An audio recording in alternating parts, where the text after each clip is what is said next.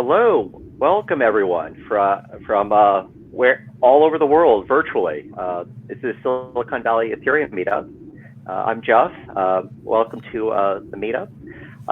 This is somewhat new, honestly, for Silicon Valley Ethereum Meetup, and so please bear with us if we have some technical difficulties.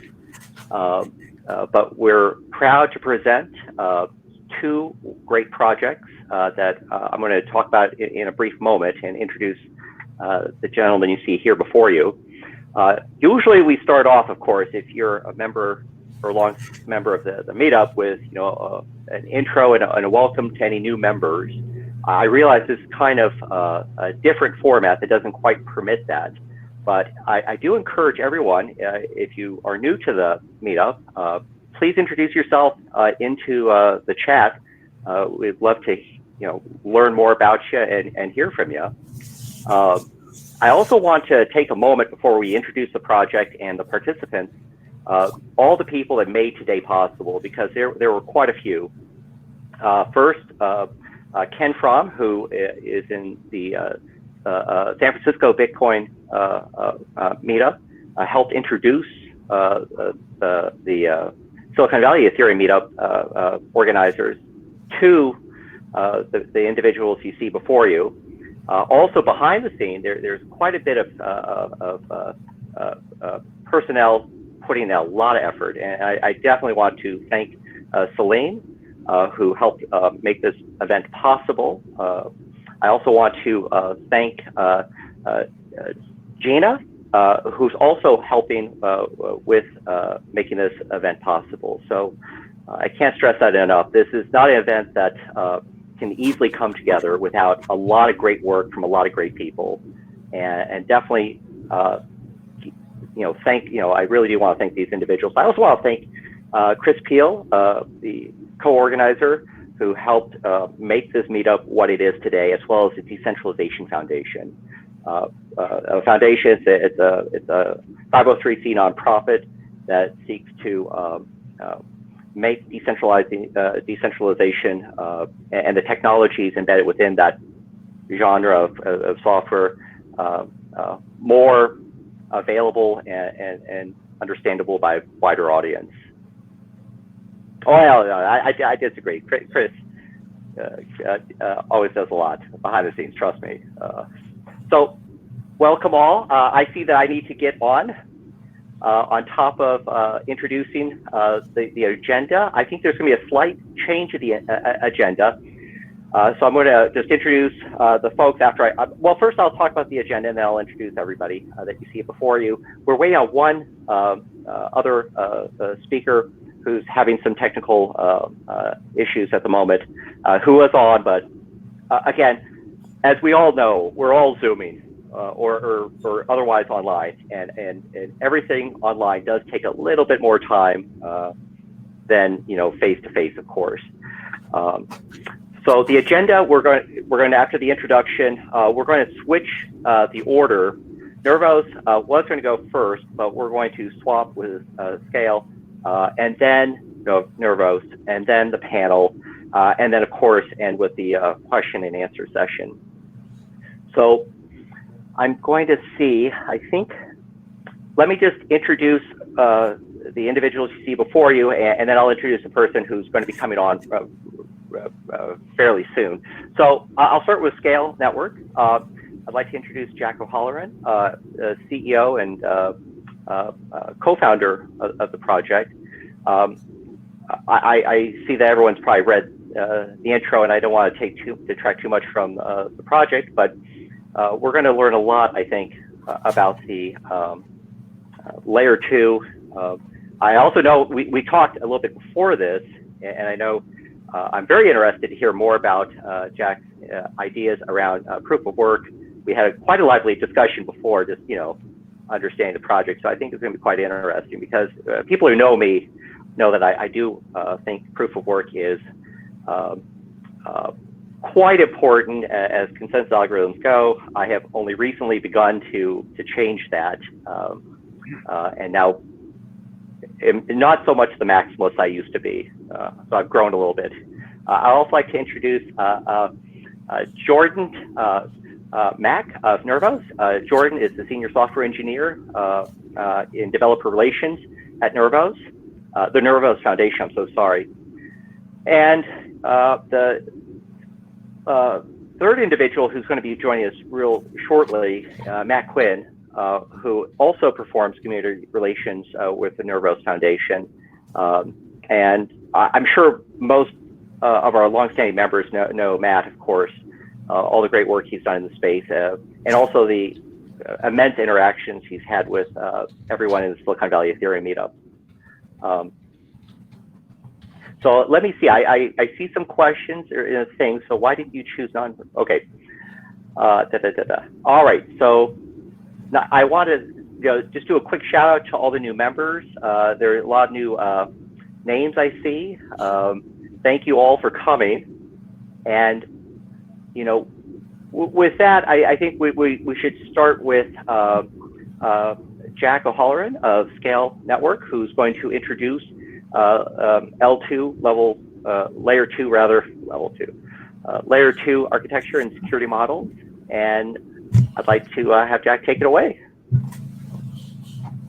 All right, thank you. So pleasure to be here today. Thanks everybody for joining on Sunday night, Mother's Day. So we appreciate it. All right, so I'm gonna jump into the tech. We'll do some screen sharing here. 1 second. Okay.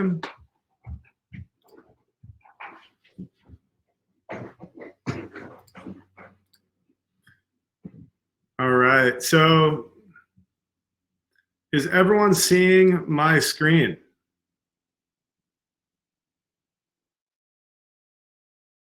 Jeff, can you give me, when I'm sharing my screen, I can't see anything, so can you give me a verbal confirmation? You guys? Yes, we can see it. Sorry. Yeah. Okay, great.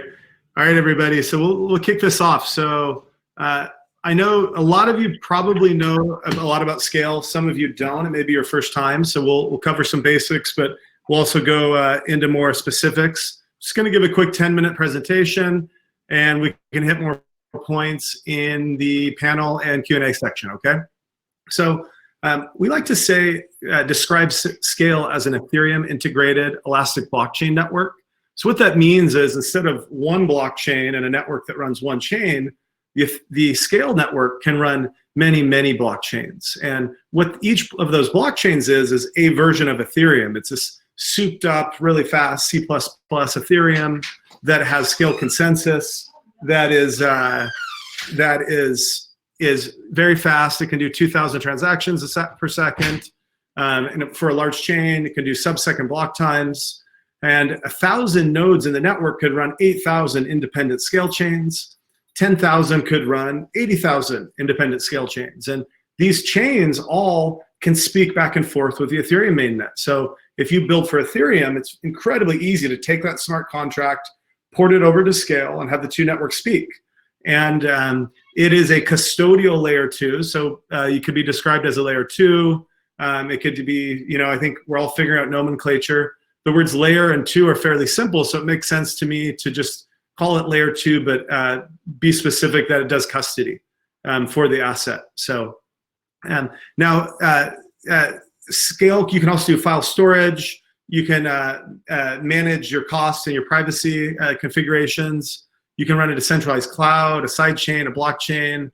You can even do BLS rollups with SKALE if that fits the use case.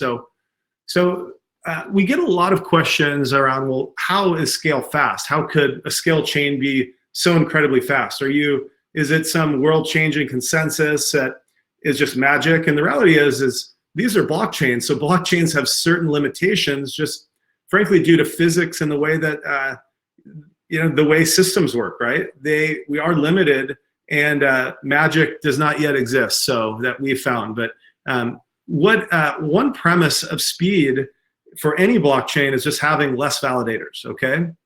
Now, if you have less validators, here we are with validators or nodes in a network, and as you can see, the one above has far fewer nodes than the one below, okay?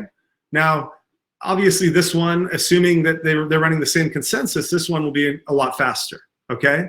Now, it'll also be a far less secure, because if this is it scales proof of stake, it's Byzantine fault tolerant. So if 2/3 are malicious, they could steal the asset. And so it's just a lot easier to execute a bribery attack on just 16 nodes than it would be 16,000 or 6,000 or however many nodes are running. Now, so how do you get the speed, have these smaller blockchain specific or application specific blockchains that are fast, that have less validator operators, and not give up security? Well, it all happens through a function I like to call randomness, rotation, and incentives. So through RRI, you're able to randomly select validator nodes, pull them into a scale chain. And what happens is these nodes then are able to know where to go based off of a version of RANDAO that uses threshold signatures. So every node comes up with a random number. They use threshold signatures to sign off on their number.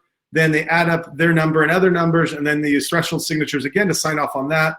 That creates the additive number creates a random number, and that's used for entropy. That drives nodes into the chain, and then they're rotated.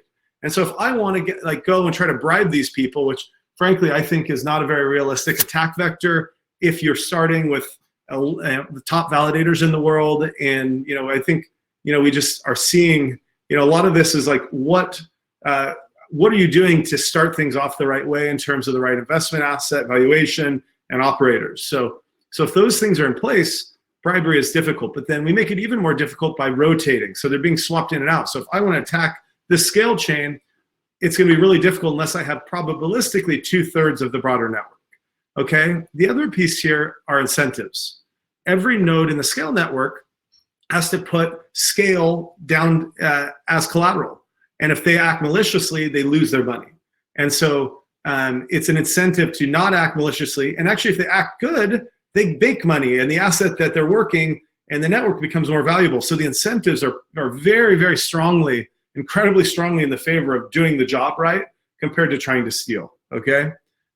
So that's how the scale network works, and that's how many, many small chains or subchains can be made out of the larger network. One of the ways this comes together, and so we're going to talk a little bit more technical. I know this meetup in particular has a lot of very tech-savvy individuals. So let's talk a little bit about Docker, all right? So Scale leverages Docker containers, and every node has a core, and these core resources are devoted towards supporting the network. So any of you, if you want to run a Scale node, you run the software on the hardware, and what happens is there's a component dedicated to orchestration, auditing, administration. So these all work to run the network with the Ethereum mainnet. And then every other piece can be on a different blockchain. These are what actually are the nodes in most cases, right? And so these virtualized subnodes can be split into very small increments where you have less storage and less throughput.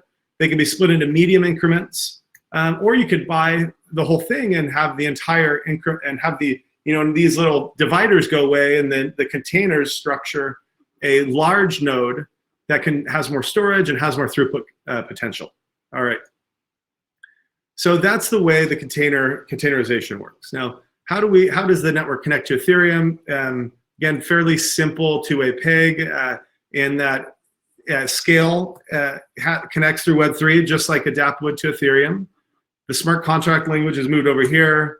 What happens is the assets come here and they basically get frozen and stuck on the mainnet. And then these clones get built over here.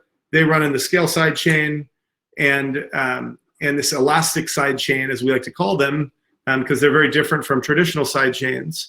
And then when the user says, hey, I want to take my money out, only then does the mainnet you have to pay gas fees again. So when you're over here, you're using this as much as you need to within the system.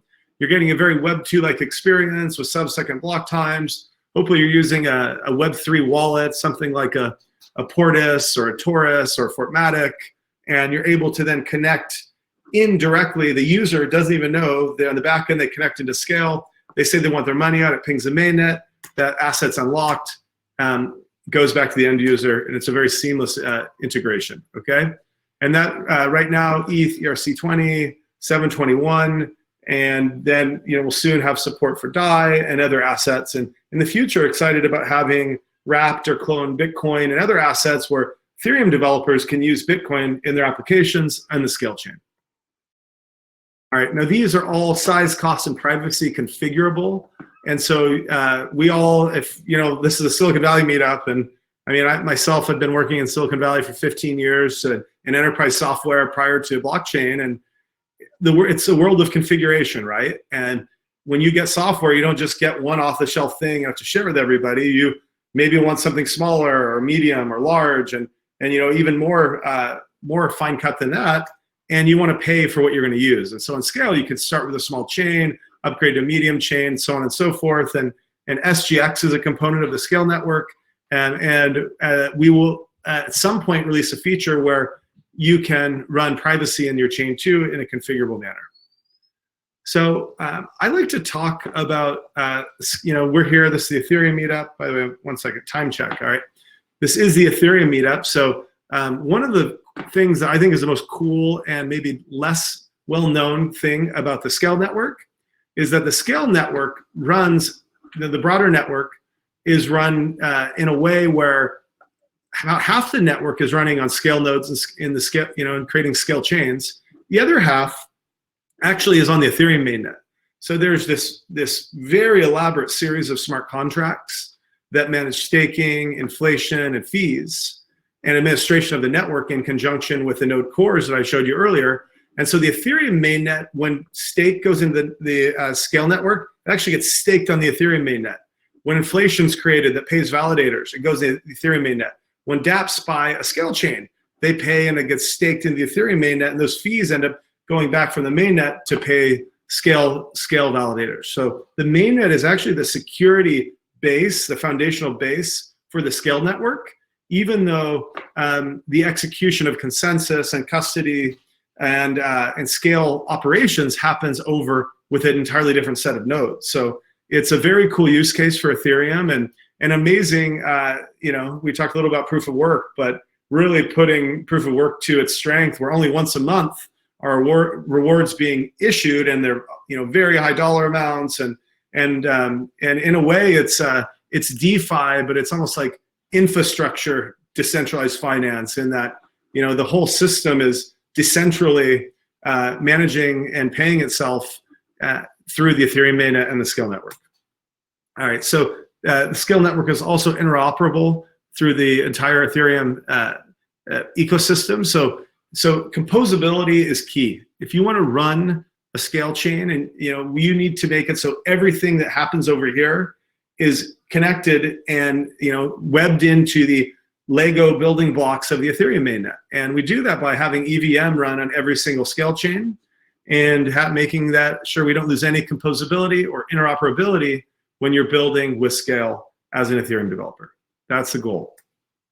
And so, hey, we're happy right now to have a lot of traction. There's 41 dApps that are signed up in the Scale Innovator Program.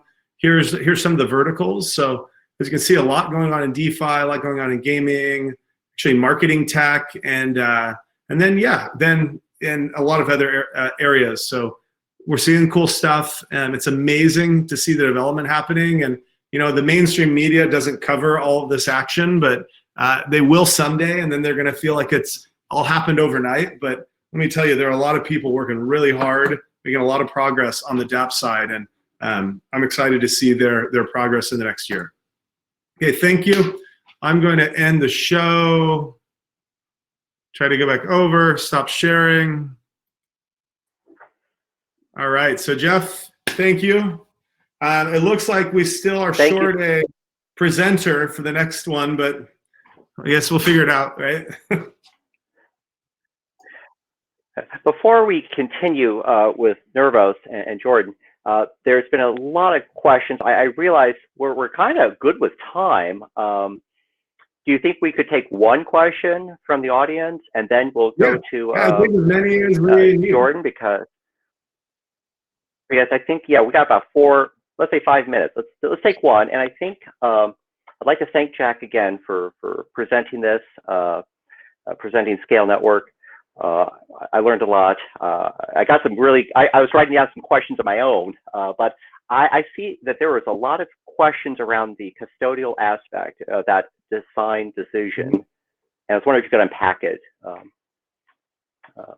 Yeah, I'd be happy to. So I think, I think there's a viewpoint that is the viewpoint of the present, or maybe 2016 through 2020, where we really think of blockchains as one blockchain and one, I think in the next 10 years and 20 years, blockchains are going to be used all over the place, okay? And there'll be application-specific blockchains. There'll be mainnets that are the kind of safe, and developers will be able to design interactions where they can take really valuable assets that don't need to move much and put them in very, very secure places like proof-of-work systems.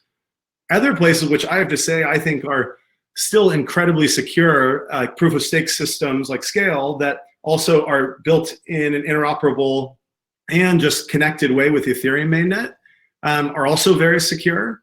And I think, if we want to increase user experience and actually get more than 8,000 people using dApps a day, then we've got to open our minds a little bit and think maybe we can have other interaction models and other custody models, because we're trying to, it's a square peg in a round hole thing that's happening, where we keep trying to say the mainnet will be the only place where custody ever happens.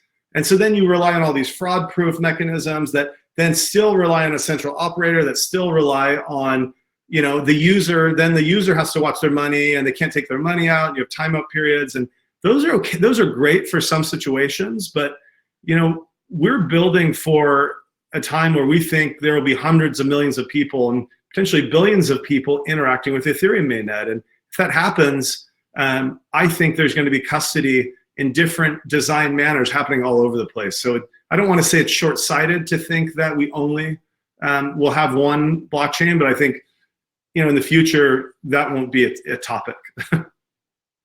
Very good. I tend to agree with you. I used to be, as I said earlier, quite the maximalist, but I've come around realizing that, particularly for enterprise adoption, I think that these sorts of decisions and design ideas are going to be critical to getting this in the enterprise, allowing them greater flexibility in designing their solutions. Well, I think to keep us on schedule and time, and I see more questions, so we'll come back to this. I'd like to introduce Jordan of Nervos, who will be speaking about the Nervos platform, and I'm looking forward to learning more about this other interesting project, because I love RISC-V and like to learn more. Okay, well here, let me just share my screen here. Wait a minute, how do I do this? All right, how do I get my screen up here, Jeff? Oh, you're asking the wrong person. Oh wait, I found it. Okay, here we go.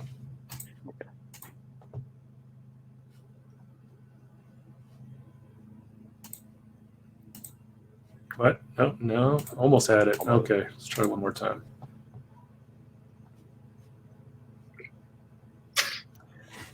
Okay, does that look all right to everybody? Yes. Perfect. Good. Okay, so I was actually supposed to only give half of this presentation. My partner Matt was supposed to be here, but he disappeared. So I'm going to be giving the presentation myself, and hopefully I'll be able to fill in the blanks here. Okay, so first I want to do Nervos in 3 minutes, just a really quick primer for anybody who's not familiar with it.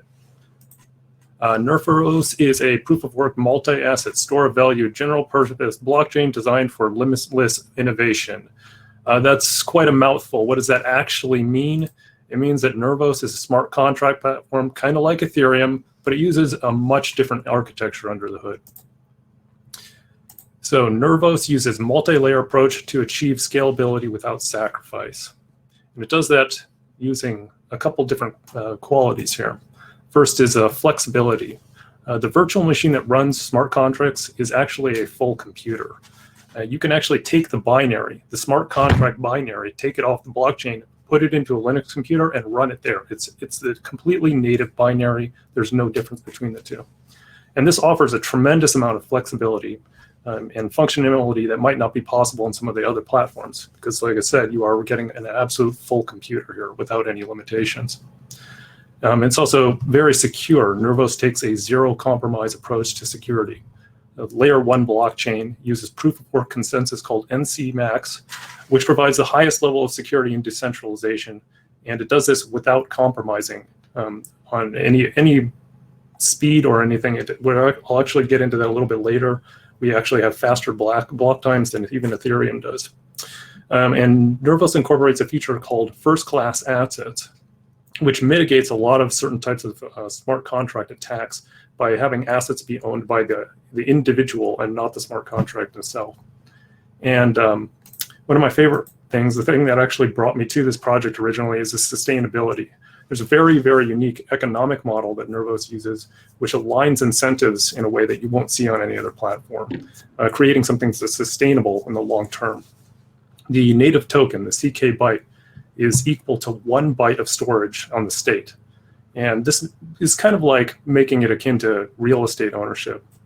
And the users that occupy state and are putting their CK bytes into the lock system, they're responsible for the state rent. So this isn't one of those chains where the state's just going to bloat out of control. It's actually already accounted to for in the state rent mechanism that's operating today. And this will also keep paying subsidies to all the miners well after the subsidies, the main subsidy ends from first issuance. Okay, so inside of Nervos, it has the CKB-VM, and this is a RISC-based virtual machine. So what is RISC-V? It is a modern instruction set architecture that's built on the last 60 years of research and everything we've learned from x86, and it's designed to power the hardware for the next couple decades. This is an open standard. It's based on modern principles with transparent governance, and this makes it a perfect fit for open source software. It's also very strongly supported by some of the largest and most recognized tech companies in the world. And these are companies like Google, Samsung, Sony, Hitachi, NVIDIA, IBM, pretty much all the big guys. They're all involved in this project. And it's stable and mature. It was actually introduced in 2010. And it's been, it's had plenty of time to mature. It's very well integrated now, and we're actually seeing consumer line products run out into the marketplace already.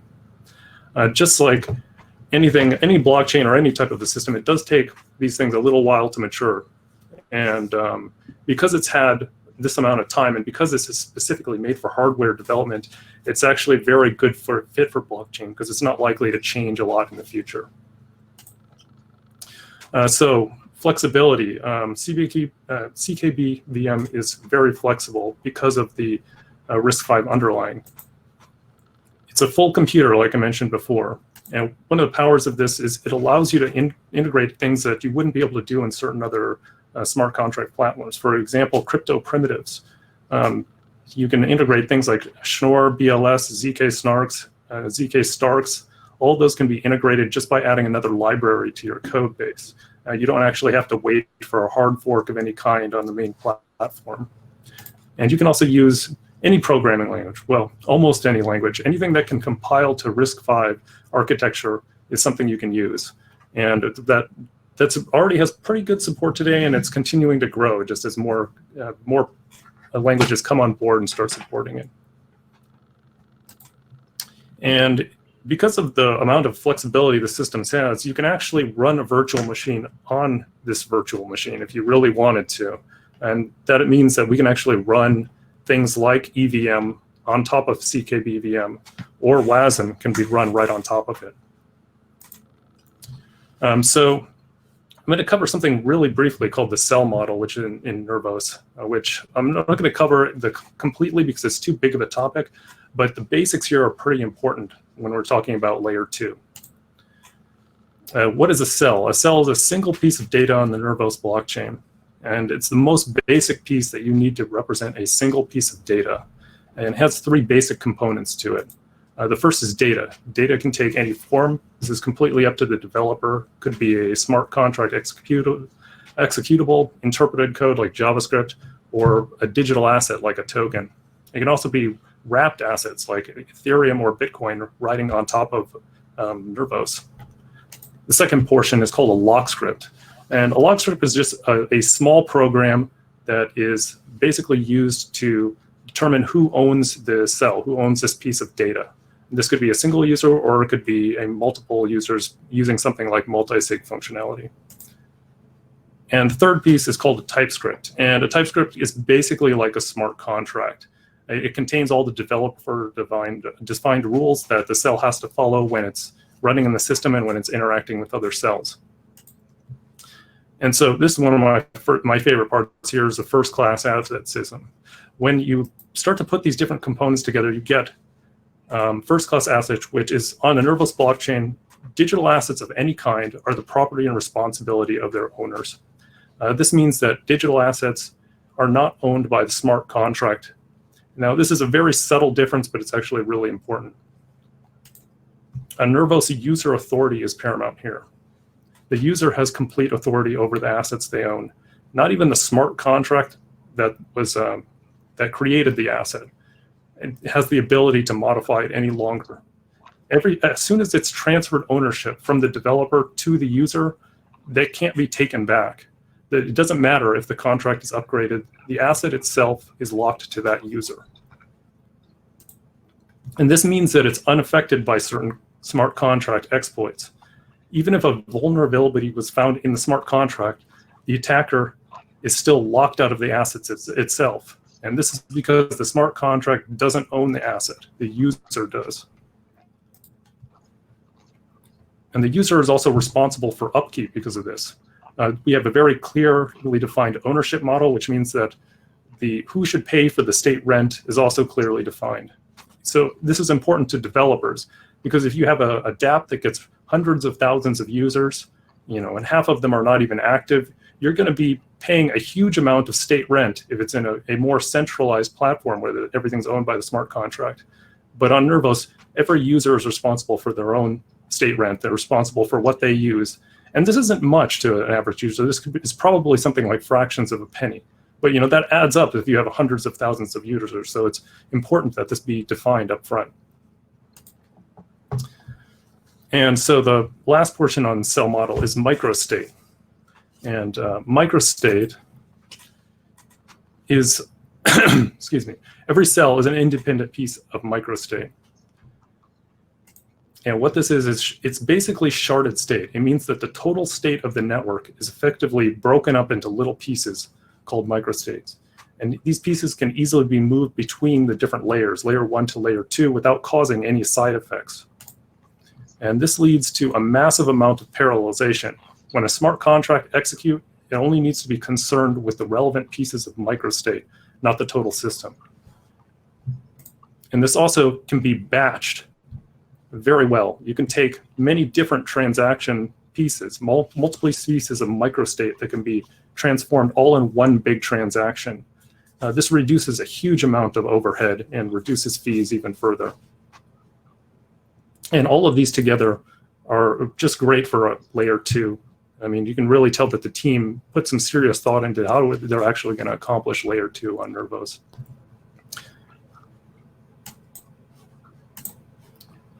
And Matt, are you back here? Uh-oh. No, maybe not. Okay, I'm just going to continue. This was supposed to be Matt's portion. Matt, you're not there, are you? Okay, I thought I saw him for a second, but okay, I'm just going to go ahead and continue here. So network architecture, the adaptive block interval. Nervos' NC max consensus maximizes block throughput using adaptive block intervals. And what this is it adjusts to the network conditions themselves. The consensus protocol takes into account the uncle rate, which allows it to determine the current network conditions and how well the network is keeping in sync on a global scale. And this allows it to automatically adjust the block interval. And what I mean by that is, like, Bitcoin has a block interval approximately every 10 minutes. Well, that can actually be determined to be much, much faster on Nervos because we're actually looking at the network conditions and adjusting automatically based on those conditions. Right now, the block time on Nervos is approximately 7.5 seconds per block. This is several times faster than Bitcoin, and it's faster than Ethereum right now too. And this is great for confirming transactions very quickly and also opening and closing channels on layer 2. And again, this automatically is scaling up and down, just depending on the network conditions themselves. If there was a lot of, for whatever reason, the internet was having a bad day and the blocks were not able to propagate to the other side of the planet very well, all of a sudden the block time would go up a little bit to compensate for that. And because it's all automatic, this is a no compromise system. These are achieved by optimizing the protocol, and it doesn't sacrifice security or decentralization at all. Okay, so next I'm going to cover the state size. The total size of the state is capped and grows at a predictable rate. In Nervos, 1 CK byte is required for 1 byte of storage on Nervos. And because of that, because we know that they're being mined at a relatively consistent rate, we know exactly how many bytes are possible to exist in the state at any one time. It can never actually exceed that because you'd run out of CK bytes first. And because of this, we have lower full node requirements. The capped state size and incentives to remove unused data from the state will always keep it manageable in the long term. The cell model lowers the hardware requirements to keep up with the chain tip. And this leads to higher levels of decentralization. When you have a smaller state, your operational costs are lower, and you'll just have a higher number of full nodes. And another benefit of this is you can sync from the genesis faster. The cell state model is focused. It's designed to allow syncing from the genesis block in hours, not days, instead of weeks or months. This allows anyone to verify the chain's entire state history and lowers trust requirements for bootstrapping new nodes. And so light clients, because of the limited state size and the microstate benefits, light clients and prune nodes much more effectively. This leads to higher levels of scalability because the limited state size and use of off-chain computation means a reduced processing burden on full nodes. This means that a single full node can achieve higher performance and provide more data to all light clients it's connected to. And also a result of the microstate is it allows the protocol to reference individual pieces of data in a much more granular way. This leads to higher transport efficiency for the light clients. And because of all these put together, you get lower trust requirements. The higher availability of light clients and prune nodes reduces the need for centralized trust-based infrastructure services like Infura. And that's all I have for you. I'm Jordan, and Matt is maybe around here somewhere. Matt, if you're out there, say hello. And I'll let you take it back, Jeff.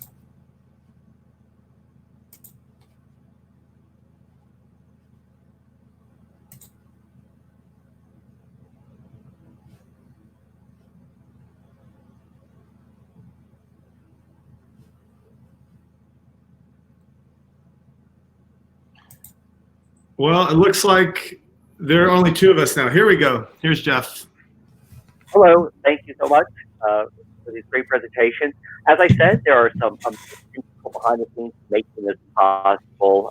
So if you saw me leave and come back, the platform, Crowdcast, can only handle so many open mics, if you will. So Celine is back there making sure all the machinery works, taking people on and off. So I want to thank all the hard work of all the people you don't see that's out there.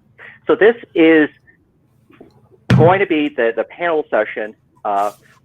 We thought we'd come up with some questions to start it off. I see that there's a ton of great questions that have popped up. And I guess based on this platform, I think maybe I'll just, after we talk for a bit, I'll then just showcase the questions and present them. And if you have any other questions, please ask in the Ask a Question. There are about 7 or so that we can get to. Because I know this meetup, we love asking great questions. And unfortunately, it's going to be one of those things where I don't know if we can't pass the mic to people in this setting. So I apologize ahead of time, and please bear with us. With that said, I thought we'd start some questions for Jack and Jordan, and we'll just get started. So, these are questions that, popped up in my head. We had a little talk beforehand, as I said, in which to flesh out and tease out some of the nuance.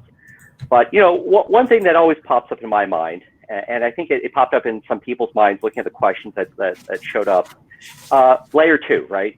So, when you look at the current space, when people say layer 2, it has a lot of ideas brewing around.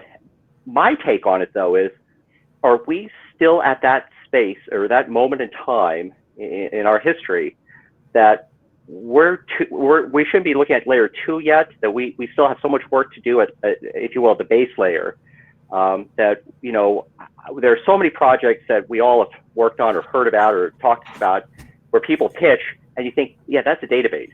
You don't need a blockchain for that, much less a layer 2 solution.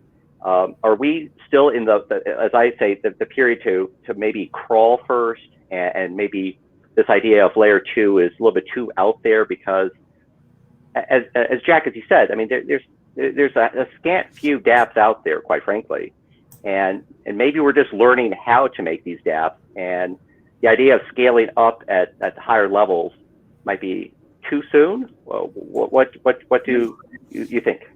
I think it's a really, really good question. So what I've seen, and I go to almost every single Ethereum hackathon around the world. I'm every day working with developers who are building on Ethereum. The reality is we do have a real chicken and egg issue. So when I was in mobile in 2005, and good technology had the email was the killer app. But guess what? That was the only killer app. Everything else sucked. It was, guess what? Device speeds were slow. Battery life was horrible. Memory was bad on the device. The cell towers, we were on 2G. So there were just all these gating factors. And if we weren't going to fix the entire infrastructure stack, we weren't going to get to a point where, we could have usable applications that, pretty soon, like 3-4 years later, we had 1 million people playing simultaneously, in Supercell games. And they were ready to do that. We just didn't, it wasn't feasible. So when you think about the way we use blockchains now, there's a usability problem when I come and I have to just get my money into the system. There's a usability problem with block times and for a lot of applications. There's a usability problems with like cost factors, like I have to pay per byte with gas, and that gas is all over the place. And so we're building SKALE, and we aren't saying, and SKALE, by the way, it's a decentralized network. It's not a bank. No one owns it. It's just like Ethereum. The same people that we were running ETH2, if you look at the validators running SKALE, it's going to be the same validators, right? Okay. And instead of running one chain, they're going to be running thousands of them that are actually built and connected back to Ethereum. So it has equal decentralization. And we're thinking of it as not, is it a time to add a layer 2 to make things more complicated? It's just, there's something so immensely valuable in Ethereum today. How can we make that more extensible without rewriting and changing everything? So the goal with SKALE is to be able to take the value and the power of Ethereum and then complement that and try to beat this chicken and egg factor. Okay, so that's what we're trying to do. So I think the time is now to do that. And when we start doing that, you're going to see people using decentralized applications and not even know that they're decentralized or they're interacting with a blockchain. They just use money in a different way. They have different advantages, different data rights, et cetera. Jordan, listening to Jack's response, also some of the questions that are popping up while Jack was giving that answer. What about Nervos? I mean, Nervos is basically trying to create, if you will, to run all this code, basically the virtual machine. Maybe this is also an opportunity for Nervos, the project, to introduce itself to the ability to, for this vision that Jack just gave, and also maybe talk about something about maybe how this might integrate with Ethereum 2 and cross-chain interactions. Is that possible, or? Yeah. Well, to answer the first part of the question, I kind of believe that we're at multiple stages all at once. There's people that are crawling, and there are people who are walking. There's people that are running. Obviously, you had to start somewhere, and you had to start with a layer 1. But now that there are layer 1 solutions out there, the two are evolving together, layer 1 and layer 2. And it's a continuous process. And what's interesting is you don't hear very much about layer 3 yet. But I believe that there will be a strong layer 3.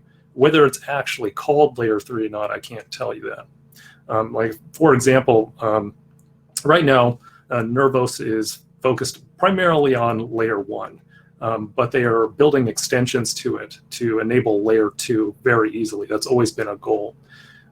After layer 2 is out, there will, I'm sure, be solutions out there that are built on top of that, creating another layer.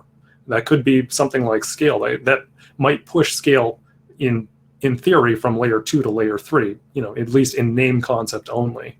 But the solutions are definitely going to emerge. And really, what you're talking about here is you're talking about offsetting certain things like cost and sacrificing a little bit of trust, at least temporarily, on a temporary basis, to get that speed boost, to reduce cost. There's always that trade-off, right? When you're talking about a single layer, to get the perfect trifecta of security, decentralization, speed, all of that is basically impossible. You cannot take a single system and replicate it to 100,000 different machines and expect it to get cheaper, right? Everything resides on hard drives, the same hardware everywhere. So if you want to reduce costs, you're going to reduce some level of redundancy. That's just a reality of it. And not everything requires the same levels of security. For something like DeFi, probably requires something much higher. For something like CryptoKitties, that could be on one computer and it really wouldn't make a difference, would it? So everything's got different layers. I don't believe that there's going to be one chain for everything at all. There's different needs. Just for single spaces, just in one town, you have all kinds. You have the full spectrum right there. And then you talk on a greater scale, the entire world. We're all dealing with different financial policies, different government policies, just different things in our economy. We don't live the same way. How could we possibly all abide by the exact same rules? I don't think it's realistic. So, in the future, I see potentially millions of chains. Definitely millions of tokens. And hopefully these things will all interconnect and operate, and you'll just see data flow through seamlessly, and the user will never know about it.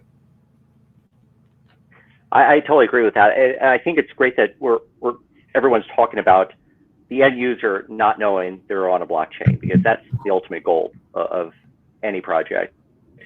The end user doesn't need to know, they don't need to know AWS. They just know that they bought a pair of shoes and it came, and there you go.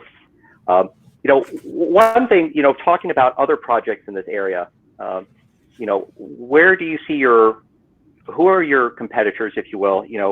When we're talking about proof of work, by the way, I really, again, like I said, I love proof of work. In fact, I got introduced to Nervos at 2 years ago at the Stanford Security Conference on Blockchain Technologies. The name escapes me. I'm sure it was in February of this year as well. And I believe it was one of the co-founders of the project talking about proof of work. And I tweeted something about how I liked proof of work in the discussion. And Jane of Nervos reached out to me. I guess she was sitting behind me and said, "Hey, thanks for the tweet." And I really like that project because of the proof of work. So who do you think are your main competitors in this space? I mean, for SKALE, would it be fair to say like a project like Kadena is something that is also in this space with you? I think Nervos, I think you're really quite in a unique vertical with your VM, but maybe Jack, what kind of projects are out there that you? I think it's a great question to frame people's minds around. Well, okay, if your developers have to pick a platform, they're going to pick your platform or your community's platform or this community's platform. Like, what network are they going to pick? So, the way I see it, we're just incredibly focused on supporting the Ethereum developer community, and there are so many developers building on Ethereum, and the ecosystem and the tooling is so robust that we're not focused outside of that. And I think, you mentioned Kadena or other other blockchains. I know Nervos is going to be incredibly successful, and we'll have lots of.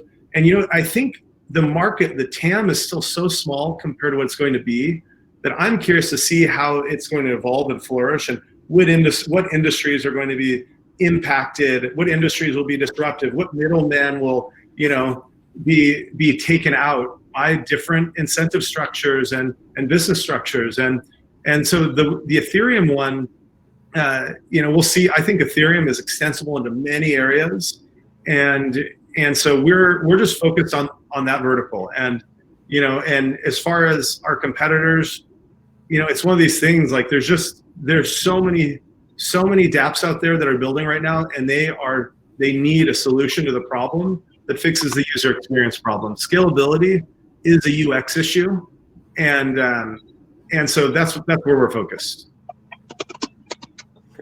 Very nice. Yeah, and let's see. I should add to that. Like Nervos is, if you wanted to call them competitors, I guess you could say that's like Bitcoin and Ethereum. Although I really don't personally see them strongly as competitors, because our approaches are also different. All right, Bitcoin's going straight after just currency pretty much, and Ethereum is using a remarkably different architecture on their back end than we are. So some of the front end solutions, the dApps that are built, they could easily just exist on both. And I mean, that's kind of what I see happening in the future, is that when somebody creates a dApp, they'll probably just go multi-chain, and they'll flow to whatever, the tokens or whatever will just flow between systems pretty seamlessly. We actually have a couple of grant projects out there right now that are working on making Ether work on Nervos, and Nervos' CKB token will be on Ethereum as well. So we're doing cross-chain wrapping there. Very nice. Did Matt join here? Yeah. If you can hear me. Yeah. We can hear you. You might want to just cut your video because it's all scrambly. But yeah, go ahead by all means. I don't know how to do that. But... We can work with it. Okay. All right. I think we got it. Yeah. Thanks for your patience. All right. Excellent. Thank you. Hi, Matt. How's it going? We got. I want one more question for the group, and then I've got specific questions for each project, and then we'll launch into the audience questions, because I can see that there's a frothing of ideas and questions that are there. I wanted to ask this because it is, as I said, it's the elephant in the room. We're all here because we believe in the power of decentralization and the ethos of that movement. And I want to understand how the global shelter in place has affected your projects and your teams, both in how workflow has perhaps maybe changed. I mean, we like to believe that everything is already remote and we're just logging in to GitHub every now and then, but I think the reality is probably a little bit more nuanced. I know that being for some, shelter at home can be somewhat problematic with regard to lack of stimuli. I know I'm not running at 100% these past couple of weeks. I've been kind of becoming more mush in my mind. I don't know if that's something that you have to contend with your project. And I'd also like you to maybe talk about how perhaps you have pivoted your engagement with the community, because I think community is such a critical factor in all these projects, much more so than most other endeavors, and how you're engaging with both the developer community as well as the broader community. So that's a big question. Basically, how has the global shelter in place affected the project and your engagement with the community? I don't know if Jack, you want to start with that, and then maybe. Yeah. So I think all of us, right? We've been greatly impacted, right? Our lives changed a lot, and I think the first thing is just being thankful for anyone who's healthy, right? Having health is a critical thing. So just getting past that and then saying, okay, now we've got to figure out how to be productive and work. And so so I think also a lot of people, the first 2 and 3 weeks were like really difficult emotionally, physically, mentally. And, I feel like I've noticed that, that the core team and the broader SKALE community, and then the developers that we're working with and partners, like, kind of feels like it's the new normal. We're back to work. Our commute is, however far we have to walk to our computer, right? And, there's new challenges where you try to, obviously many new challenges, but there were prior challenges too we always had to deal with, right, when it came to commuting, but we were all used to those challenges. So I do think, though, that things are getting back to normal. And from the dApps side, so when you look at the people building on Ethereum, we've never seen more action. And the reality is so many people are being really productive right now. I think they're taking this forced quarantine and they're making the most out of it. So it's amazing to see the engineering and the development that's happening. And so that's a positive thing. A lot of negatives, lots of like obvious, just things that are even more critical, like health and whatnot.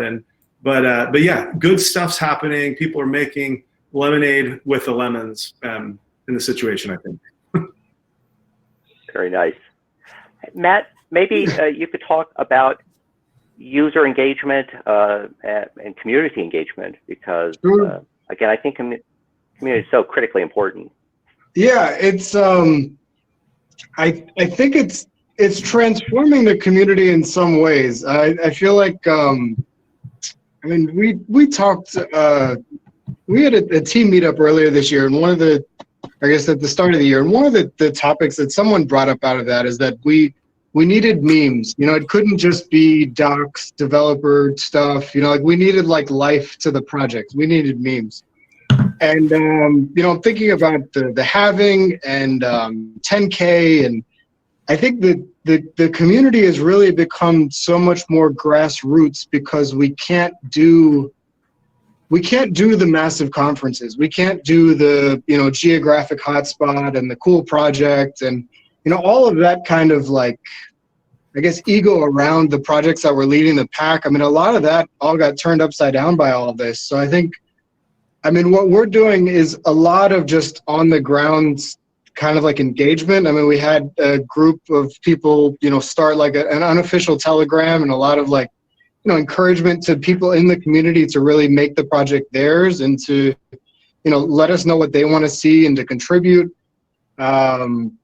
Yeah, it's really just become, instead of focusing on, how many events are we doing and, how many people came to the event and what are we talking about? It's more just about like, how are we going to actually like engage individuals that are interested in this? Thank you. Jordan, what about your take on developer engagement and the developer space? Right. Well, my experience with the whole lockdown is it's basically hasn't changed my routine at all. Like pretty much nothing changed.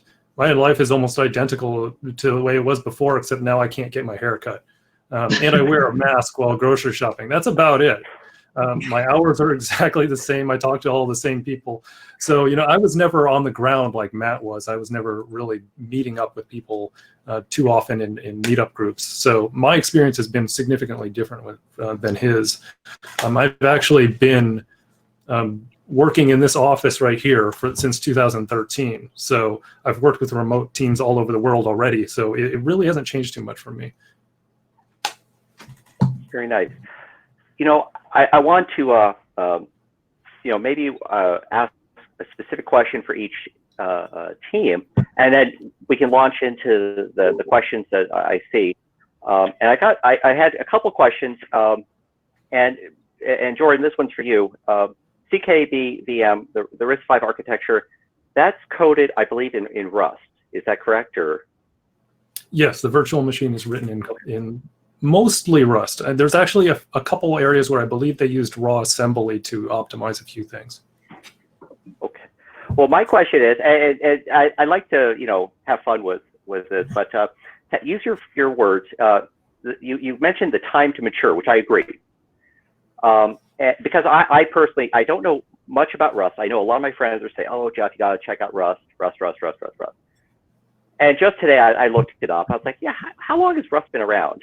And I wasn't shocked. I mean, I think we've seen an explosion of languages and platforms emerge in the past decade or so. But Rust is perhaps, how you want to cut it, maybe a decade old. And so how would you counter the question of, well, although you've written, the VM in Rust, how sure are we with regard to, let's say, the compilers used? How sure are we with the language syntax handling? Because you're trying to emulate a RISC-V hardware. How sure are we with regard to the specifications between the software side to the hardware side and the bridge? Right. Well, there's a couple. There's a couple things to unpack there. Well, the first is Rust. I don't believe that it's actually 10 years old. I think it's a little bit younger than that, but it's actually maturing at a remarkable rate. This is a language that came out of the gate, and it was so groundbreaking that it really started to take hold just in the developer communities in general. Like I believe on Stack Overflow, if you look at their developer survey, Rust won the most beloved language. It was like either 3 or maybe even 4 years in a row. It's probably going to get it again. Like as soon as I started using Rust 2 years ago, it almost immediately became my favorite language. It's great. The tooling is coming along very good. Library is still a little lacking, but it's coming along. And so when we talk about that, that's one aspect of the piece of the puzzle here. Now, when you talk about RISC-V, that's a much older standard, right? That's had its time to mature. That's already in hardware, and hardware doesn't change very easily, right? So we know that's kind of already there and it's working. When you talk about the implementation of RISC-V in Rust, that's a little bit of a different beast there. That's something that we have the advantage of formal verification, which is something I don't know if I can't tell you for sure if CKB-VM is formally verified at this point, but I know that it's been looked at for a lot of different projects, and that's something that we will be rolling out in the future. There's a grant application for formal verification, so it'll get done. I was just about to bring that up. Yes, because there was also a question by Marina regarding formal verification. So. But yeah, there's a grant that I don't know how much I'm allowed to say. Matt, you want to talk about that, or? Yeah, I think it's fine. I mean, the proposal is public. I mean, we're trying to run the grants thing very transparently, so I think that this should be completely fine. Excellent. And this is my last question. Then we're going to open up to members. I really, looking more at Scale Network, I actually put my hat in for being a validator. Once I'm done with school, I got 2 more weeks and I'm on summer vacation. I'm going to do this. But what really impressed me is it fair to say mobile first with regard to the project? This idea of designing around the idea of mobile platforms and trying to get that on those kinds of devices first. Would that be fair to say, or mobile from the DApp user perspective? Is that where you're? Yeah.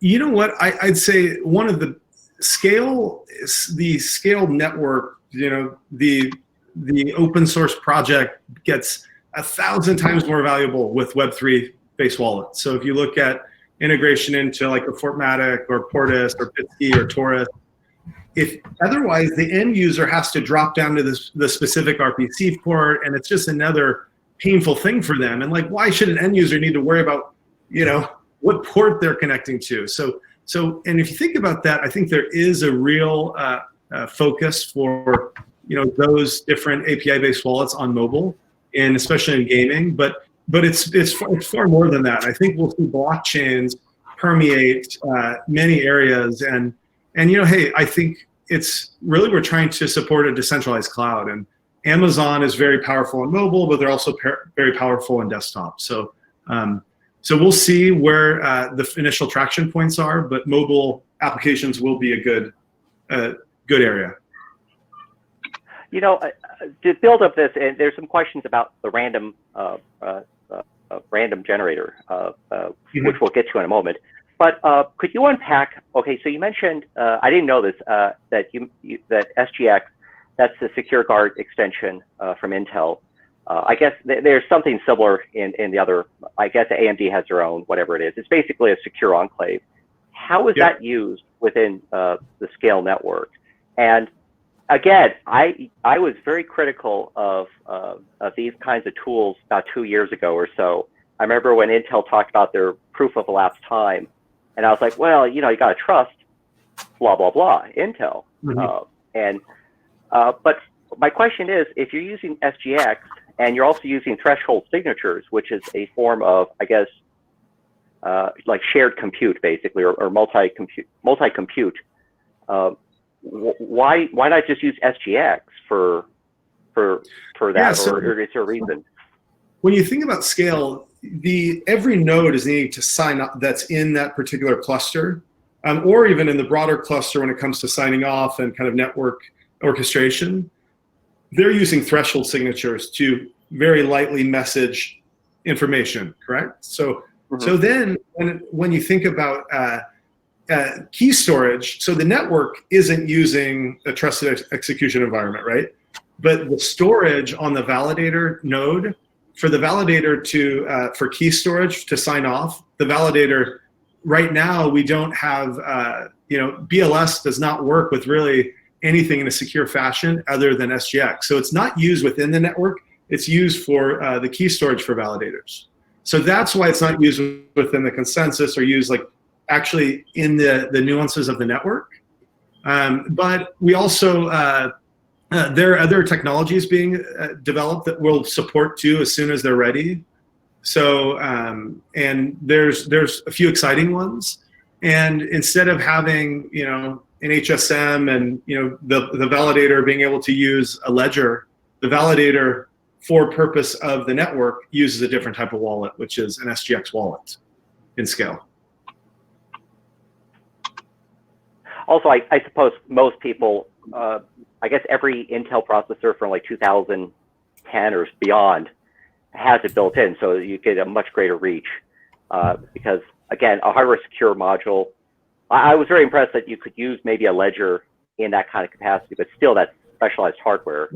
And it might be very limited to the number. Use SKALE, right, or that hold SKALE, it's an ERC 777 token, so they can use a ledger wallet. It's just for signing off within the network. There's an SGX wallet that is, locally on the node. Very good. But, and I also like the more we can, hey, you get to dependencies, especially of a network that is supporting with and doing custody. You want to remove every dependency you can. So there will be. That's why SGX is being just used entirely with the wallet, and that's why we'll be supporting other mechanisms as soon as they're ready. Nice. Okay, let's go to the questions. I believe I'll have to say them, or should I just? We can't hand off the mic here, so we can't have people like ask the questions, I suppose. Let's go with the easy one real fast, the fun one. So I'll throw it out to both, and then we'll get to the other questions. So how does your cloud differ from Skynet? And indeed, should you try to build towards Skynet? I don't know. That's kind of a Is fun that a question, Jeff? I can't. That's one of the questions. That's one of the questions. The answer is Nervos is Skynet, and it's going to take over. Okay. And I believe, and I'm thankful for my overlords.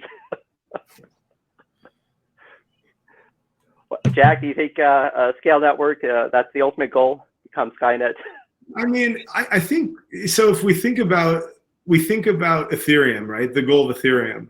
I think it's in the goal of decentralized systems with programmable blockchains. We go beyond currency, and really, it's creating new incentive structures within businesses, within communities, within data ownership rights. And when I think about SKALE, it's just how do we support more power to the people? And I think business models are going to evolve tremendously in the next 10 years. And I think there's going to be a democratization of business. So I actually think, it'll be the people's Skynet that has on-chain governance that they own. And if they want to, do it, so I think it'll be a much more fair, more open, more transparent, more community-driven approach as whoever wins the market share in this whole race to decentralization and decentralized businesses. Very good.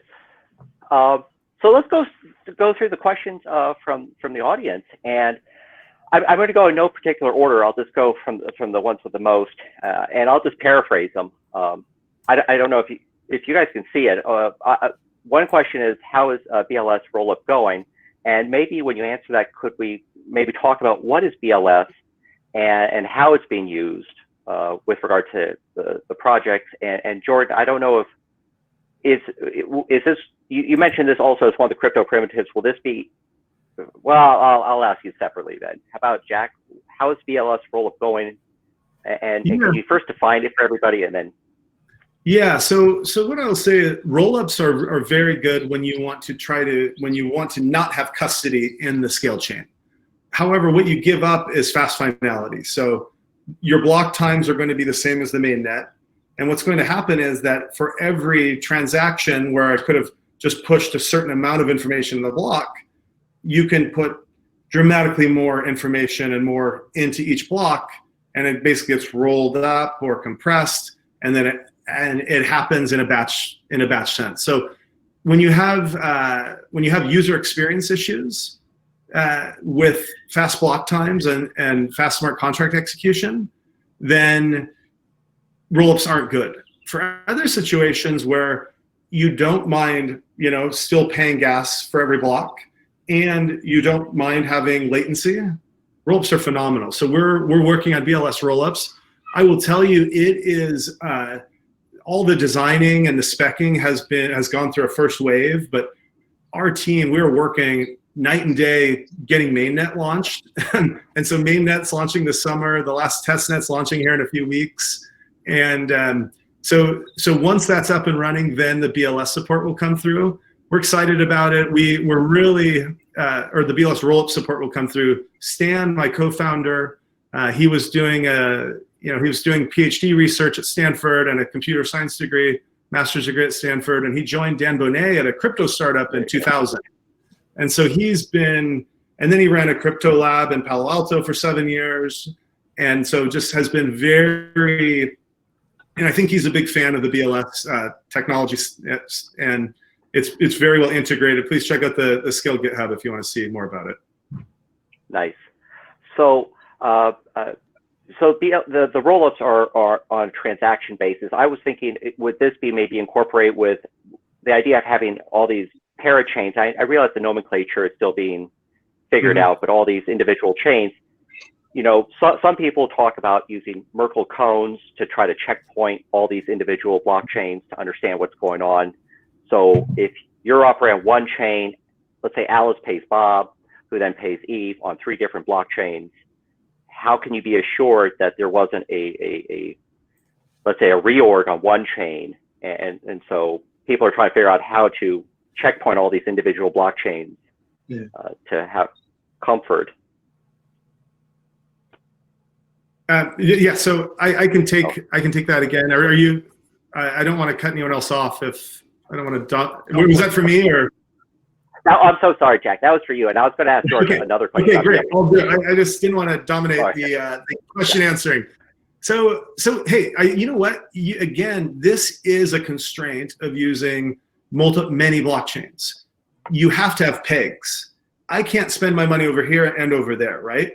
And so if you're wrapping or cloning an asset, the wrap or clone must be frozen, right? And then you're relying on that other consensus. So if I'm using my money in multiple places, that doesn't work. So if there's many scale chains supporting different dApps I use, well, each one of them I have to interact with it individually, and I better have those assets because they basically get frozen when I'm using them in that chain. So the chains don't operate one full shared state. They operate their own state, and that's why you have to have a two-way pig. Nice. Jordan, let me ask a question similar, but with regard to Nervos and the VM, talking about any crypto primitive is possible because you're in effect building a computer in software that really allows for a tremendous functionality to be added later down the road. what kind of primitives or crypto primitives specifically would we expect out of the gate, or in the project right now? Is BLS something that a developer using Nervos could be comfortable with saying, "Oh, I got the library for that"? Let's see, BLS in particular, I am not 100% sure what the library status is on those. I mean, we have a bunch of ones that I'm familiar with that are already out there, like some of the ZK snarks ones. There's projects that are starting to roll some of that out. And basically all the standard encryptions that we basically use, they're all out there. We're talking about the Blake suites, SHAs, KEKAX, all of those are already out there. I mean, because all you need is, if there's a C library, something written in a C programming language, then that can be pretty much rolled in fairly easily. And when you talk about C, that's one of the most pervasive languages in existence right now. You have basically everything. Excellent. Let's ask. There's a question. I'm gonna botch it, but this is from Will, and I'm just gonna paraphrase. I'll just read it out what was written, and he or she or Will then add a little bit. But so in CKB, you don't need to ask the contract account for approval when you want to transfer your asset. And then there's an addition to that. Do you not need to ask because every asset has their own lock-light UTXO model, but it's programmable, I guess. So you don't need to ask for, well, I guess it's really asking a question about the difference between account-based blockchains and UTXO model type blockchains, and how the Right. Yeah, I think I can add a little bit to that. So this is a concept that is kind of hard to wrap your head around in the beginning. It's because we're just, especially developers in general, we're very familiar with the account model because that's much more intuitive to the way we write programs today.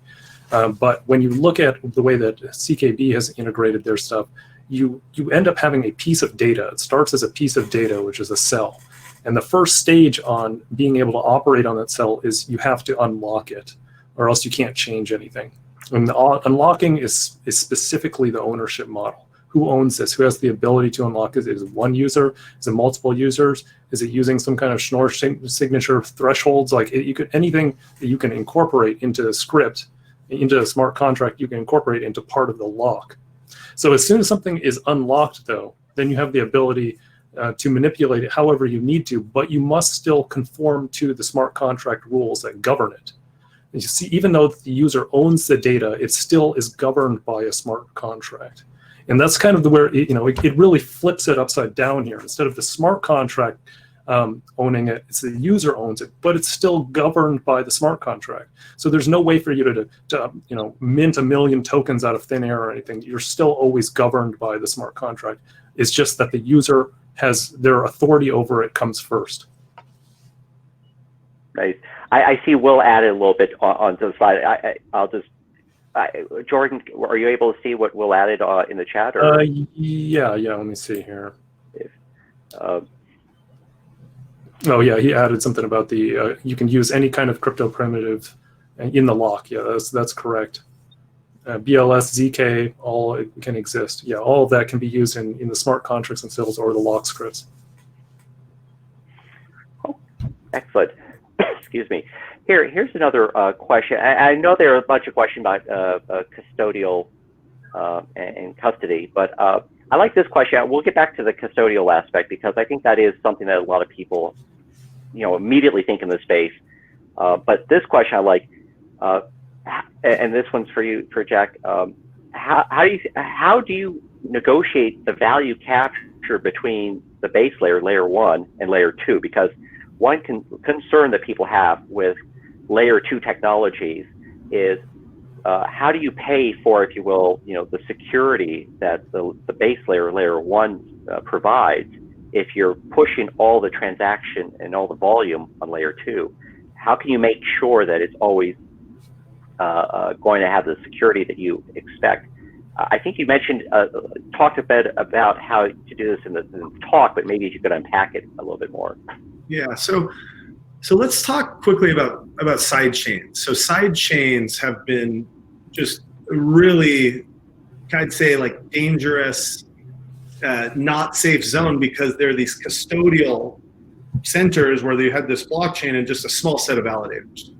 that is very dangerous because it's way easier to get 2/3 of a small set to be malicious. So SKALE actually has a network effect by having the more and more nodes in the system means the more and more pool that could be pulled at any given time into the side chain. So it's an elastic side chain and it's dynamic. So it's dynamic sharding basically.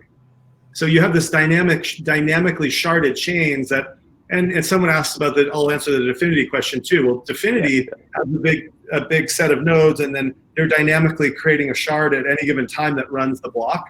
But it switches, I believe, I think that I haven't looked at the design spec recently, but a long time ago, the last I looked at it, they were trying to do it every single block. It's rotated. SKALE switches far less frequently. It's weekly and monthly, they're being rotated in and out, okay? In terms of using BLS to create randomization. But you still get, what happens is you have this big pool of validators, and they're being pulled into subgroups at any given time, and they're being rotated. And so the other piece is they all have this incentive. So they have these SKALE tokens, and they have like hundreds of thousands of dollars worth of SKALE tokens that they're putting in the network that come from delegators. So if you have a SKALE token, you can put it in, and you're putting it at risk, then you're getting return. And then what happens is that if somebody can say, hey, well, I'm going to run the SKALE code, and I'm just going to run my own blockchain, and I'm going to run a small one. Well, the pooled security isn't there because you want to be in with the herd because the herd has more money to be lost, and it's harder to get, maliciously get 2/3 of any subgroup because without having a big chunk of the major network. And once you do that, then the incentives definitely guide you towards acting in a proper, good manner and getting money as opposed to like trying to steal money. And so value capture from a perspective of pooled security and network effects is where value capture happens when you have a network effect security model. Now, I actually think the mainnet gets more and more secure, more and more valuable, even though as we have other mechanisms that happen in layer 2 or 1.5 or whatever you want, however we want to try to label different types of manners of scaling Ethereum. But I think Ethereum's just going to get more and more valuable, and anything that's usually being run somewhere else is pegged into Ethereum, and it's still, and everything that needs to function in and around that has to have composability back to Ethereum. So I think they don't work at odds. They're not diametrically opposed in terms of value capture. And I think we're just looking at very immature systems design structures right now from what they'll be in 10 years when we have, I think, hundreds of millions of people using blockchains. Thank you. This is a question for Jordan and Matt. It's from something you said during your talk about the the cell state model, which I think is really quite novel and interesting. I remember reading Stefan Wolfram, A New Science, and I like well, anyways, that you talked specifically about the very low levels of hardware requirements. And so my question to you, has any work been done on how small of a computer could I deploy? Could I use our Arduino or a Raspberry Pi to run a node on your network? So you couldn't use an Arduino. That would be too small. The Raspberry Pis, probably. I think I don't know exactly what the read and write speeds are on the SD cards. I think that would be your main bottleneck. Yeah, there's somebody that was trying to compile CKB to ARM to run on a Pi, but they were running into the wall of the parts of the VM that are written in x86. So hopefully a Pi, it says somebody because they use a Raspberry Pi. Yeah, I think that there were definitely some optimizations for CKB-VM that were written specifically for x86. So I'm not 100% sure what the full state of support is on that. But I think it probably would run. Like I've used Ethereum nodes on Raspberry Pis, and they do run usually pretty slowly. I mean, that's not something you'd want to do regularly, but they do run. And it's actually one of my my side projects is I actually want to get a Rock Pi, which is It's a little bit beefier than the typical Raspberry Pi. I want to actually test out all the major nodes out there for Bitcoin, Ethereum, and Nervos, and just to see how they run. And the key was, you can run the node on your laptop. You don't need an SSD. It's not going to chew up your computer for the whole day to stay synced. Well, people who know me know I'm really I love single board computing. I always think it's really quite cool. I remember running, as Jordan, as you said, running all the various nodes, seeing what I could do, and running I even had a Bitcoin miner running a Raspberry Pi and some field programmable data arrays off of it. So, and then of course the ASICs, but good. I think anytime we can make the hardware requirements or the onboarding lower, we get a much greater audience and more interest. This is a question for Jack and the SKALE. So, the question is, well, what wallet projects are there? You talked about Portis and others. What kind of because this is a problem for a lot of projects that are interesting. Getting a wallet can be quite a barrier for people to feel comfortable with. I know that there's some projects where the wallets are really not quite there yet. Like I like Grin, but the wallets are a little bit too convoluted. I mean, what kind of wallet projects are out there for SKALE network? Yeah, and I think that's one advantage of working in the Ethereum ecosystem is that the smart contracts are just, you're not having to do guesswork. I mean, you still, everything gets audited and spend a lot of money on audits and et cetera. But thankfully, the wallet providers are able to plug in the Ethereum network, right? And use Web3. And so when you look at, please look at the developer documentation on the SKALE.network website. And right now, I believe there's documentation and integration for Portis, Fortmatic, Bitski, and Taurus. And so those are the four we have integrations with, and all of them have a lot of traction. It would be really interesting to see if there will be a winner, if there'll be a network effect where there's a power law, or we're going to have a lot of people using a lot of different wallets. I don't really know. Excellent. A question just popped up, but I'm trying to find it. Well, let's do this one. We don't normally ask. I don't want to talk about price or anything, but there was a question about Nervos, CKB being on any additional exchanges in 2020. But I was thinking maybe I could rather ask the question. 2020 is a weird year, I think, for all of us. What do we envision? What would success look like, or where do we feel the projects are going to be at the end of 2020, and how are the projects positioning themselves for 2021 going forward? Maybe Jordan and Matt, and then Jack. Yeah, I can go first on that. I mean, one of the major things that we're trying to do right now, especially in the developer relations team, is really clean up our documentation and finish up on a lot of our SDKs. I mean, we realize that that's just been a tremendous barrier to entry for some of the developers, even though some of them have been able to push past it and create some great projects so far. But we want to clean up that developer experience. So just making significant progress on that, and we have our milestones in place that we want to hit for 2020. That's really what it would be a win, I think, in my particular department at least. And then for Nervos as a whole, I think the goals are really a little bit less defined at this point.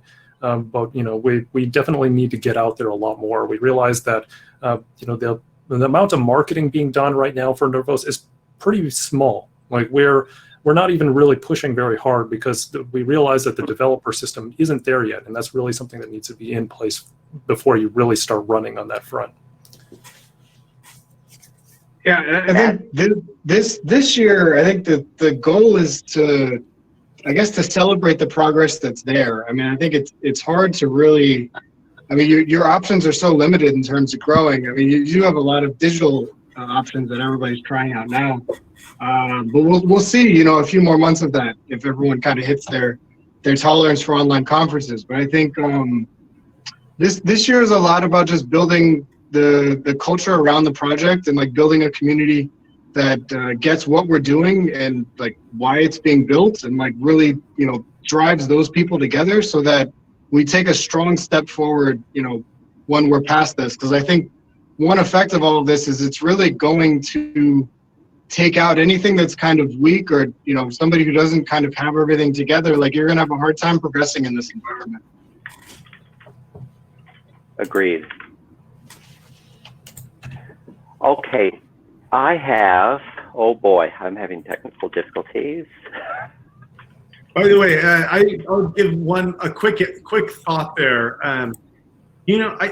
I remember it was, and I kind of like, I think, the Silicon Valley Ethereum meetups, I think everyone was talking about Bitcoin for a really long time. Probably, I remember I was living in Palo Alto in 2011, the white paper's just firing around everywhere, right? And, everybody, a lot of people caught wind early. And then before Ethereum launched, everyone's like, no, there's only going to be one blockchain. There'll only be consensus happening in one place. And we're kind of at this next milestone where we've made a ton of progress, but this next year is going to be about delivering. So talking and saying you can do stuff, saying you're secure, just doesn't mean anything. You got to deliver. So there's so many projects, so many networks that are supposed to launch this year, and we'll see who launches and who's secure. And there's only one real way to see, and that's actually doing something. So I think, we're, and the core team, the community around SKALE is very focused on doing that and kind of letting our actions speak louder than words. And I think a lot of other people are too, and other projects. And it will be another, I was thinking it'd be a breakout year. I think 2020 has changed for all of us. So it might be more of a building year, but 2021, I think, is going to be amazing. I couldn't agree with you more, all the way around. So I'm going to ask one last quick question, and my question is, I'd like to know more about for SKALE and file storage. When that came up, I was going to ask the question, how is that handled? Specifically, where does it, how do you pay for it? Where does it go? Who's doing it? What does that entail? Yeah, so another advantage, so there's network effect advantages of, for a security perspective, of having a large set of validators and then a small subset that any given time work for that dApp. The other advantage is you only need to store data across just those subset of validators. So the blockchain itself can be the storage area. And so EVM is actually, and this is all open source, and please read up on it's the code's open on GitHub, and EVM becomes the store and call function for file storage within each SKALE chain. Now, every SKALE server has, to run a SKALE node, you've got to run its, a couple $1,000 machine that has a ton of storage, right? Mm-hmm. And so there's, I think 16, I forget the exact quantity that we've been, the thresholds and are still being finalized and requirements for each node. But EVM is the tool that securely stores on the chain. Now, you don't want to store things forever there. You don't want to store massive amounts of data. It's going to still be more expensive. It's still a blockchain. But having front ends and having fully decentralized apps beginning to end are a great tool to run for SKALE. And then we're even designing connectors back to Arweave and other like more cost-effective permanent storage solutions. So the SKALE storage is used as the place where things can interact with the smart contracts from a front-end perspective.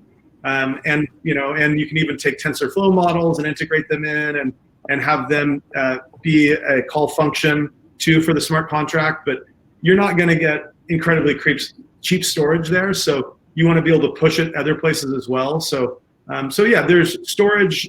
There's certain areas where it's really valuable. Other areas where you'd want to use something else. Excellent. I think that's the end. That's the end of the questions. But it's one of those things where I think a lot of people, when talking about blockchain projects, focus too heavily on network, and they overlook storage as well as compute, and all three are critical for a successful project, particularly in this space. So it's really quite interesting that, whenever I hear storage, I think, oh, it's a hard problem to even go back and find the storage, on blockchain. Like where did you put it? And particularly with Nervos and compute, I think it's really quite cool and really quite fascinated to see how this gels, because again, I'm kind of an old dog, and I believe back in the day between the RISC and CISC wars that I was rooting for RISC-based processors back in the day. So I'm glad that it's coming back around with the ARM models or platform. But I would like to thank our presenters, Jack, Jordan, and Matt, as well as the massive team behind the scenes that nobody can see. So Celine is the one making sure that everyone is being able to see in this space, as well as Gina. I'd like to thank them as well as all of the folks that shared their Sunday with us on this Mother's Day. Thank you for coming and making this a very special event. Thank you. Thank you. Thanks, Jeff. Yeah, thanks, everybody. Bye, everyone. Thank you. Thanks, Jeff. Great job. Thanks.